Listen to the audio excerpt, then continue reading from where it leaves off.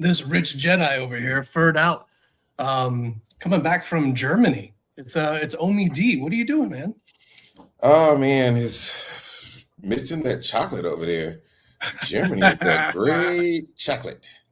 And they got a whole bunch of gummy bears, Haribo and Trolley and Adidas and stuff over there. Germany's got a lot to offer. We're going to learn what Omie D was doing in Germany here shortly. This is more or less an Omie D on Omie D Learns. So 1895, not to be confused with 1985 or 1995. This is 1895 Germany. I remember my man's hanging out in his physics lab. Yep. It's a rough time in Germany. We didn't have much physics going on, so I was up there doing it. You've got, my understanding is you've got electricity sealed in glass tubes that you're experimenting with. Yeah, it was quite the thing to herd the electricity into these glass tubes. If you know anything about electricity, it's worse than herding cats. So, all right. So you and Wilhelm Conrad Röntgen, we all know his name very well. Will. Will. Cathode ray tubes.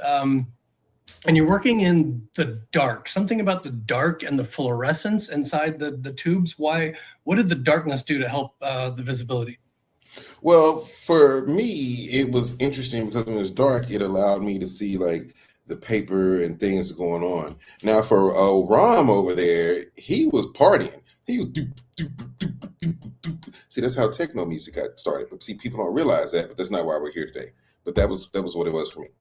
That's fantastic. And my understanding is that you were running these cathode ray tubes, and across the way on like a window blind or something, you noticed that it was glowing, but everything in the electricity was sealed. So you had to figure out how that was glowing over there when you had the electricity over here. So you started holding things up in between it. Is that right? Yeah, it's like when you're in your house and you see something on the roof and you're like, what is it? See, what is that? And you're like, and then you do this number right here, and then you see the shadow coming over. So then you're like, wait a minute, that means there's something going this way to that point. Yeah, wild. You hold up a book and it gets the outline of a book. You hold up a piece of wood and they get the outline of a piece of wood. And then you called your wife in to hold her hand there. Why did you call your wife instead of using your own hand? Because I'm a scientist. My hands are very important. So if we're going to sacrifice anybody back in 1895, it's the missus. I'm over here performing important science physics experiments. My boy Will over here is inventing techno. The wife is just making coffee and pretzels. So, it's 1895. But hey, babe, can you come in here and do this thing? Hold your hand right here. Yeah, she has no clue what's going on. So she's an outside source right now. Yeah.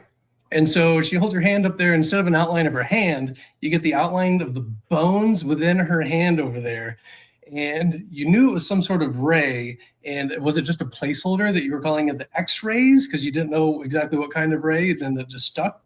Yeah, you use X as a variable in a lot of situations in science. It's what you get taught in little scientist school. Very, very quickly, if you notice something you don't know what it is, you just call it X. Okay, and so we got the X-ray. That's known to every kindergartner up above the chalkboard every morning. So it's right there. They all get to see it. And you got the very first Nobel Prize for that in 1901. So very impressive. Great. Thank you. I would never give it to anybody else. Why would you take somebody else's Nobel Prize? It's not like you earned it. Who would take that? Some loser probably. But hey, you welcome, children. Now you know what X is, military, X-ray. Every morning, like you said, you see my wife's hand above your X in the alphabet, X-ray. You're welcome. Omie D, giving it to the world.